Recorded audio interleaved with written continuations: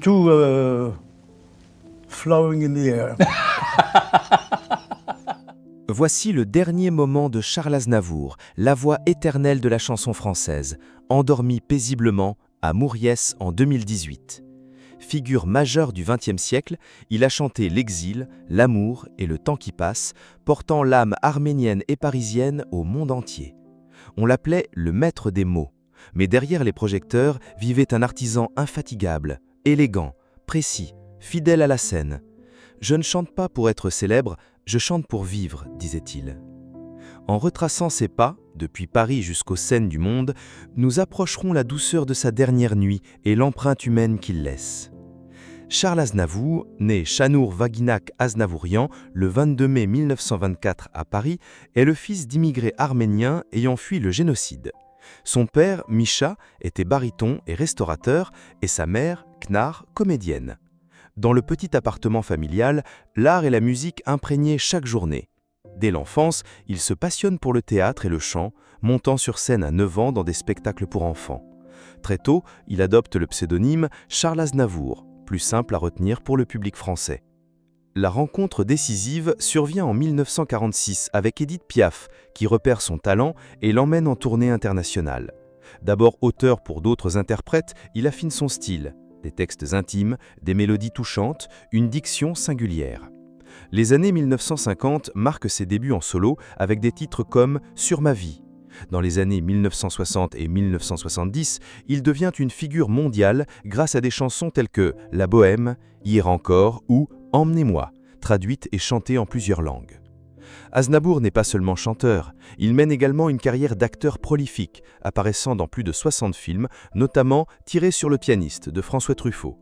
Ses tournées le conduisent dans plus de 90 pays et il enregistre dans 9 langues.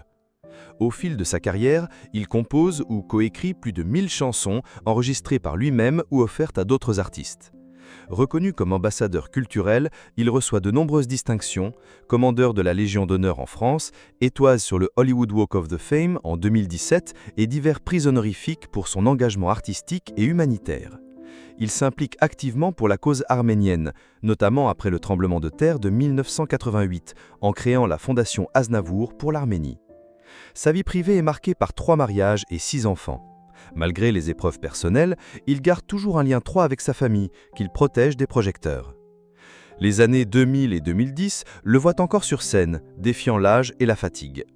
En 2017, il se produit à guichet fermé à l'Olympia et à travers le monde. En septembre 2018, à 94 ans, il acheva une tournée au Japon. Il préparait de nouveaux concerts et refusait l'idée de retraite, convaincu que la scène était sa véritable maison.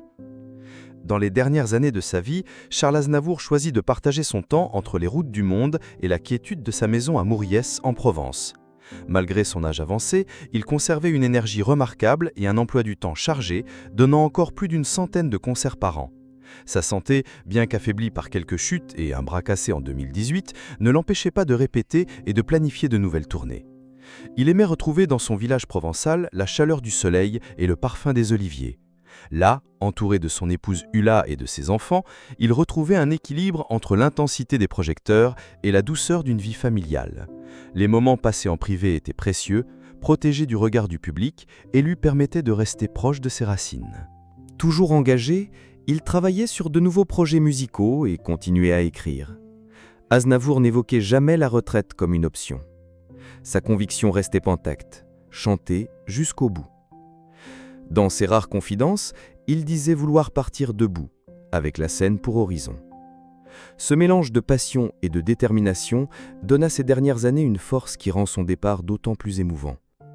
Le 1er octobre 2018, au petit matin, Charles Aznavour est retrouvé sans vie dans sa résidence de Mouriès, dans les Bouches-du-Rhône. Il s'est éteint paisiblement, dans son sommeil, à l'âge de 94 ans, après avoir passé la soirée précédente auprès de son épouse. Aucun signe de souffrance n'a marqué ce dernier instant, comme si le temps avait choisi de lui offrir une sortie douce, à l'image de certaines de ses mélodies les plus tendres. Quelques jours auparavant, il parlait encore de ses futurs concerts, pleins de projets et de chansons à partager. La nouvelle de sa disparition frappe le monde entier au réveil, laissant un vide immense dans le cœur de millions de spectateurs et d'artistes. Ce matin-là, la voix qui avait accompagné tant de vies s'est tue pour toujours.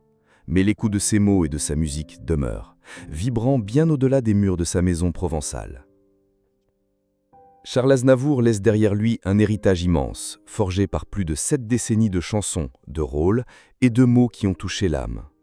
Sa voix, à la fois fragile et puissante, continue d'émouvoir à travers le monde, rappelant que l'art peut transcender le temps et les frontières.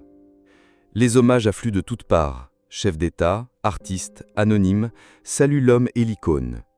Il était la France, dira un admirateur ému. Dans chaque mélodie qu'il a laissée, son esprit demeure. Si vous avez été touché par cette histoire, abonnez-vous pour découvrir d'autres portraits mémorables.